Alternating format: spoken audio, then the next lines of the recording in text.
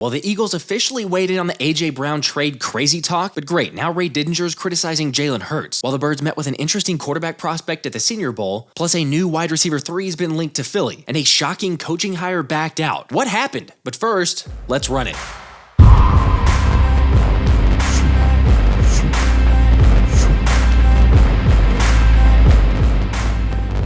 Alright, so several of the Eagles made it to Orlando to participate in the Pro Bowl, and yeah, I get it. You don't care, and really neither do I. Except seeing Jalen Hurts participate in the precision passing, of course, had to stir up the debate about how concerned should we be in Jalen, especially after Hall of Famer Ray Didinger didn't hold back with the criticism. I'd be lying if I said no. I mean, the easy thing, and what everybody wants you to say is, oh, no, come on, he'll be fine. He'll be fine. Don't worry. I'm not so sure. I would go back and look at it. I mean, he did. I mean, in terms of his mechanics, as much improvement as he made last year, he took that many steps back this year. To the end, I mean, holding the ball way too much, throwing the ball into spots that he's got to know better.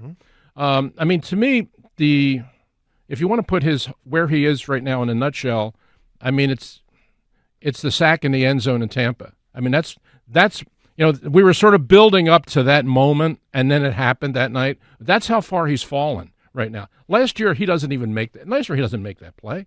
Why is he making it now? With all due respect, that's a terrible take. I mean, no, I'm not blind or too big of a Jalen fan to admit that there was some questionable decision-making, and I don't even mind saying that he very slightly regressed while needing to stay in the pocket more before bailing. However, to say that you're concerned about Jalen feels like you want to completely disregard the fact that Brian Johnson had no answer for what we were running at times. I don't know if I can answer that question for you. I don't know if I can answer that question. That was the mode that we were in offensively. Thankfully, we won't have to see that again, or the inexcusable screens and just flat-out nonsense. Although thank you to the Jalen doubters on Twitter who wanted to bring up QB1's draft scouting report citing Lance Zierlein's take that Hurts is a more accurate passer and better runner than Tim Tebow, but is inconsistent as a decision-maker and tends to break the pocket when throws are there to be made. Again, it's not like Jalen's faultless, but like we saw all season, and the analytics tell the same story, Hurts consistently ranked at the very top in the most difficult throws, while his completion percentage was the highest over expectation among QBs. So yeah, go ahead and bookmark those tweets and then make sure to save those along with the text messages from everybody else saying Jalen's a bust and revisit them next year when he proves everyone wrong. But am I wrong?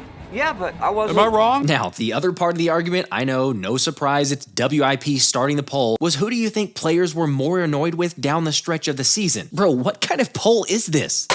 We don't do that! You're scaring the out of me, man! Stop it! This is how you conduct yourself?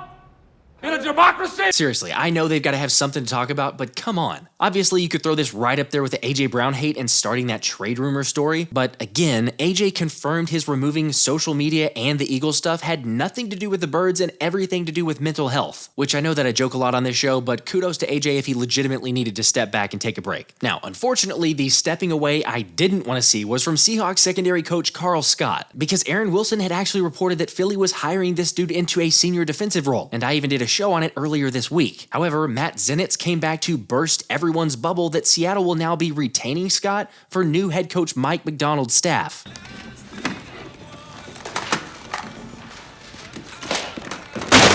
Good for him. He supposedly got a raise. But I would have loved to have him there in the secondary because he's put at least 4 guys in the Pro Bowl over the last few seasons and has a really impressive resume. Now, if you want a little silver lining for this, there's a possibility that the Eagles will go after Miami's secondary coach Ronaldo Hill, or even Vikings former defensive coordinator Ed Donatel, who I spoke about previously but has practically followed Fangio everywhere. Yet the only move so far is that the Birds have put in a request slip to interview Dolphins safety coach Joe Casper for the same role, according to Cameron Wolfe. Reminder, that name might sound familiar since Casper was previously in Philly and then followed Fangio to Miami. I don't know, if I had to guess, it feels like this is going to happen because he's got similar ties to Sirianni as well. All I'll say is I'd really not prefer DK McDonald to remain as the DB coach. I know it's not all his fault, but with the way our secondary played last season, plus it being only the second year in the NFL, I'd like to get someone with a little bit more experience than that. Alright, where are y'all at? Any concerns with the last minute back out from Scott? I mean, here's the benefit. At least it's not like last season where we're waiting till the last second to potentially hire someone or try to line up interviews, so there's still a possibility to bring in someone good. Although, by the way, if you're wondering if this is a domino effect on Clint Hurtt coming over too, I don't think so, but I can't confirm based off of digging for any sort of info. That does not reassure me. Sorry, but rest assured that Kellen Moore is the OC, even though we haven't gotten an official announcement. Because like Anthony DeBona shared, Brian Johnson's promotion to OC happened on February 12th last season. However, that wasn't officially announced by the Eagles until February 28th. So we've got more than enough time for the official announcement on Kellen Moore.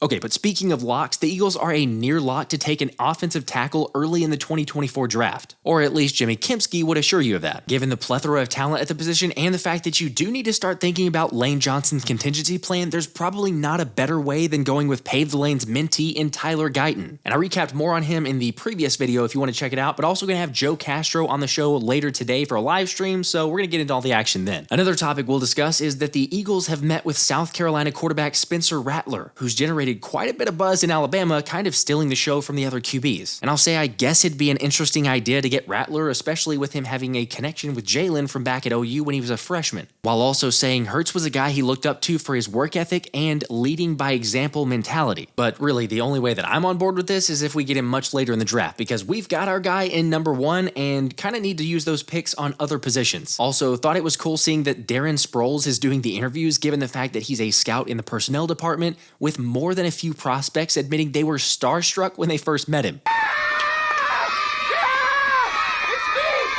Not gonna lie, I probably would be feeling the same. But shout out to Outside the Birds Eagles draft visit tracker. FYI, the link is in the description for those interested, which has Philly meeting with 30 plus prospects already. And notice the 7 of the 15 visits on the defensive side being with cornerbacks. What's happening then?